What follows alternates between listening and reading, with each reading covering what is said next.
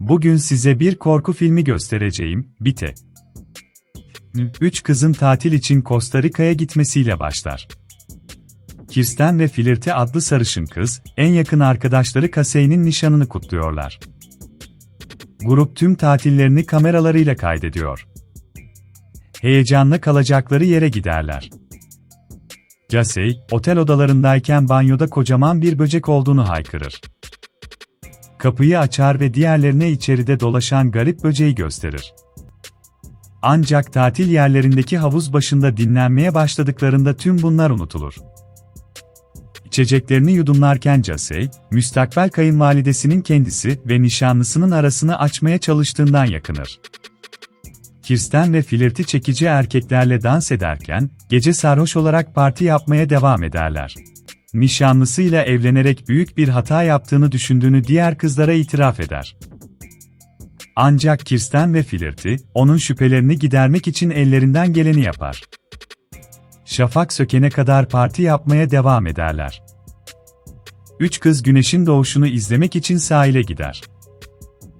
Dün gece dans ettikleri adamlardan biri onlara yaklaşır ve tatil yerinin yakınında gizli bir kaynak olduğunu ortaya çıkarır. Daha sonra onlara o konumun bir haritasını çizer. Bir maceraya atılan 3 arkadaş, çevredeki sık ormanda yürür ve Pınar'ı bulur. Hemen suya girerler. Kirsten, kamerayı elinde tuttuğu için kıyıya yakın bir yerde kalıyor. Kayalara daha yakından bakar ve tepede küçük, ışıltılı çakıl taşları görür. Casey aniden ciyakladığında konuşmaları yarıda kesilir. Sudaki bir şeyin onu ısırdığını söylüyor. Kirsten, bir şeyin onu suyun altına daha derine çekiyormuş gibi davranarak ona bir şaka yapar. Casey, yaptığı şakadan dolayı onu azarlar. Kalçasına bakar ve birkaç ısırık izi görür. Ama arkadaşlarına iyi olduğuna dair güvence veriyor. Casey, Costa Rica gezisinden sonra eve geri döner. Apartmanına vardığında nişanlısı onu beklenmektedir.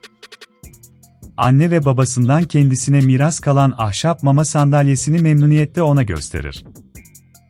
Nişanlısına anne olmak istemediğini hala söylemediği için Casey pek de heyecanlı değil. Bu yüzden gülümser ve mutluymuş gibi yapar. Nişanlısı işe gittikten sonra Casey, müstakbel kayınvalidesinin yaşadığı üst kata çıkar. Aynı zamanda binasının ev sahibidir. Düğün planlamasıyla ilgilenmediği ve bunun yerine arkadaşlarıyla uçup gittiği için Casey'i azarlıyor. Bunların iyi bir eşin nitelikleri olmadığı konusunda Casey'i uyarır. Huysuz kayınvalidesiyle kafa tutmaktan bıkan Casey, dairesine geri döner. Flirty'yi arar ve nişan yüzüğünü Costa Rica'da kaybettiğini ortaya çıkarır. Casey, bavullarını açarken parti düzenledikleri gece çektikleri bir dizi fotoğrafı görür. Dijital kamerasını prize takıyor ve arkadaşlarının o ve adamın o gece birbirine çok yakın dans ederken çektikleri bir videoyu görüyor. Daha sonra Casey, yaşlı komşusunun köpeğini gezdirerek kafasını boşaltır. Ama düşünceleri arasında kaybolur. O gecenin ilerleyen saatlerinde gözyaşları içinde Flirty'yi arar. Eş ve anne olmaya hazır olmadığı için düğünü ertelemek istediğini itiraf ediyor. Günler sonra Casey, nişanlısı ile kayınvalidesi arasındaki bir tartışmaya kulak misafiri olur. Casey'i nişanlısını aldatmakla suçlar, ancak nişanlısı Casey'nin tarafını tutar. Akşam yemeğine otururlar. Casey nihayet nişanlısına karşı dürüst olmak üzeredir, ama aniden kusmak için ezici bir dürtü hissediyor. Kusmak için banyoya koşar. Ağzından tuhaf, öz suyu benzeri bir madde çıkıyor. Bundan sonra kendini çok daha iyi hissediyor. O gecenin ilerleyen saatlerinde, o ve nişanlısı yakınlaşmaya ve kokmaya başlar. Ancak ısırıktan aynı berrak madde sızmaya başlar. Tekrar tuvalete koşar ve nişanlısını evinden dışarı atar. Ertesi sabah Flirty, nişanlısından çoktan ayrıldığını umarak Casey'i ziyarete gelir.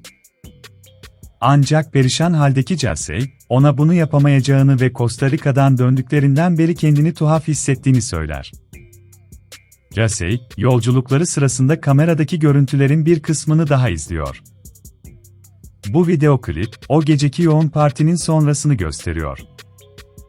Gözle görülür bir şekilde üzgün olan Casey, evlerine geri dönmüştü. Casey daha da hastalanır. Solgun ve iştahını da kaybetmiş. Ayrıca kusmaya devam ediyor. Kalçasındaki ısırık izi daha da kötü görünüyor.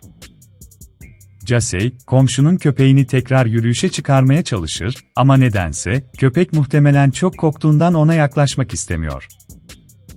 Bir gün Casey, hala enfekte olan ısırık izinden hala sıvı geldiğini fark eder. Bitmeyen kusma nedeniyle hamilelik testi yapmaya karar verir. Olumlu çıkıyor. Bu yüzden Casey, ısırık iziyle ilgili olarak bir doktora danışmaya gider ve ona biraz ilaç yazar. Ancak eczaneden eve geldiğinde durumu daha da kötüleşir. Ateşi var ve gözle görülür şekilde terli ve zayıf. Casey uzanır ve uyur. Ancak rüyasında nişanlısı ve arkadaşlarının onu oturma odasında şaşırttığını görür. Hamileliğini kutlamak için bir parti veriyorlar. Aniden, kaseyin aşağısından binlerce turuncu yumurta düşer. Parti konukları manyak bir şekilde yumurtaları ezmeye başlarlar ve Casey, yapmamaları için yalvarır. Uyandığında kendini küvette sırılsıklam halde bulur. Müstakbel kayınvalidesi kapıyı çalıyor ve içeri alınmak istiyor. Casey, tıpkı rüyasındaki gibi, dairenin her yerinde böcek yumurtaları keşfederek dehşet içinde kalır. Şimdi, Casey'i Costa Rica'da ısıran garip böceğin ona bulaştığı anlaşılıyor ve o şimdi böcek benzeri korkunç bir yaratığa dönüşüyor. Kayınvalide, Casey'nin dairesine girmeye zorlar. Apartmandaki koku ve pislikten şikayetçi. Kayınvalide ayrıca tezgahtaki hamilelik testi kutusunu görür ve Casey'nin nişanlısını aldattığı sonucuna varır. Casey'e saldırmak için birkaç adım öne çıkıyor ve Casey yüzüne kusarak misilleme yapıyor. Kusmun ölümcül bir asit olduğu ve kayınvalidenin korkunç bir şekilde ölmesine neden olduğu ortaya çıktı. Ve kayınvalidenin cesedini banyoya sürükler. Günler geçer ve nişanlı artık Casey için endişelenir. Kapısını çalar ve konuşmalarını ister. Ama Casey artık dönüşümünün yarısına geldi. Göz bebekleri farklı ve saçları dökülüyor. Garip bir ağ ve sıvı da tüm dairesini kaplıyor. Nişanlısına gitmesini ve evlenmeden önce biraz zamana ihtiyacı olduğunu söyler. Bu sırada Kirsten, Casey için de endişelenmektedir. Flirty'ye gider ve endişelerini aktarır ama sarışın kız, Casey'nin iyi olduğundan emin. Kirsten, Casey'nin Costa Rica'da olanlardan dolayı suçluluk duyduğuna dikkat çekiyor ama Flirt'e alay eder ve Casey'nin nişanlısını özgürce aldatmayı seçtiğini söyler. Kirsten yılmadan Casey'i tek başına ziyaret etmeye karar verir. Daireye girer ve ne kadar kirli, karanlık ve nemli olduğunu görür.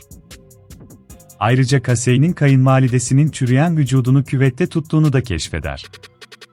Kirsten dehşet içinde irkilir. Ancak Casey onu takip eder ve sonra yanlışlıkla elini Kirsten'in yüzüne koyar ve yanlışlıkla Kirsten'i ölümcül vücut sıvılarıyla öldürür. Flirty nişanlısıyla arabasında buluşur. Apartmanlarının önüne park etmişler. Flirty ona Casey'nin nişanlısını Costa Rica'da hormon zengini bir adamla aldattığı videoyu gösterir. Bunu, nişanlısını travmana ayartmak için bir fırsat olarak kullanır. O arada, mutasyona uğramış işitme duyusu nedeniyle Casey, yaptıkları her şeyi dairesinden duyabilir. Kendisine en yakın iki kişinin ihanetine öfkelenir. Nişanlı, buluşmalarından sonra Flirty'den ayrılır ve yakındaki dairesine döner. Flirty kendini suçlu hisseder ve Casey'i ziyaret etmeye karar verir. Casey'nin dairesinin durumuna hayret ediyor. Her yerde garip ağlar var ve içlerinde binlerce yumurta var. Casey'nin artık sırtından çıkıntı yapan bir böcek iğnesi var. Bunu Flirty'yi yaralamak ve bayıltmak için kullanıyor. Bir süre sonra Flirty bilinci yerine gelir ve bir kozanın içinde olduğunu ve bir sandalyeye bağlı olduğunu fark eder. Casey, onu önce bir Daniel C.C. korku filmi, ardından Costa Rica gezilerinden kalan video görüntülerini izlemeye zorlar. Görünüşe göre Casey o kadar sarhoştu ki hormon zengini adam ondan faydalandı ve ona saldırdı. Flirty, Casey'nin neler olduğunun farkında olamayacak kadar sarhoş olduğunu biliyordu, ancak Casey'nin nişanlısını aldattığını kanıtlayabilmek için adamın Casey'i almasına izin verdi. Flirty, Casey'nin nişanlısına uzun süredir aşıktı ve bu yüzden Casey'i cesaretlendiriyordu. Çığlıkları onu dairenin içine çeker. Casey daha sonra iğnesiyle Flirty'nin boğazını keserek flört hayatına son verir. Nişanlısı, Flirty'nin boğazından damlayan kanının ölümüne yol açmasını izler. Casey daha sonra nişanlısına saldırır. Casey özür diliyormuş gibi davranır ve nişanlısı gardını indirir. Ona iğnesiyle onu yaralama fırsatı verir. Ancak nişanlısı karşılık verir ve Casey'i göğsünden bıçaklayarak sonunda onun mutasyona uğramış hayatına son verir. Hatta kafasına basıyor ve kafatasını patates püresi haline getiriyor. Nişanlısı sürünerek evine döner ve bayılmadan önce polisi arar. Bir hafta sonra yetkililer, Casey'nin kaptığı ölümcül enfeksiyonu kontrol altına almak için daireyi karantinaya aldı. Dairenin içinde Flirty, Kirsten ve kayınvalidenin cesetlerini bulurlar. Daha sonra nişanlının dairesine girerler. Parçalanmış vücudunu bir kozanın içinde bulurlar. Hale yaşıyor ama içinde binlerce yumurta var. Polis ona yardım etmeye çalıştığında yumurtalardan böcekler çıkar ve yetkilileri yutar. Film, iki koşucunun yaklaşmakta olan Costa Rica gezilerini tartışmasıyla sona erer. Bunlardan biri bir böcek tarafından ısırılır, ancak bunu bir böcek ısırığı olarak görmezden gelir, bu da daha fazla trajedinin geleceğini gösterir.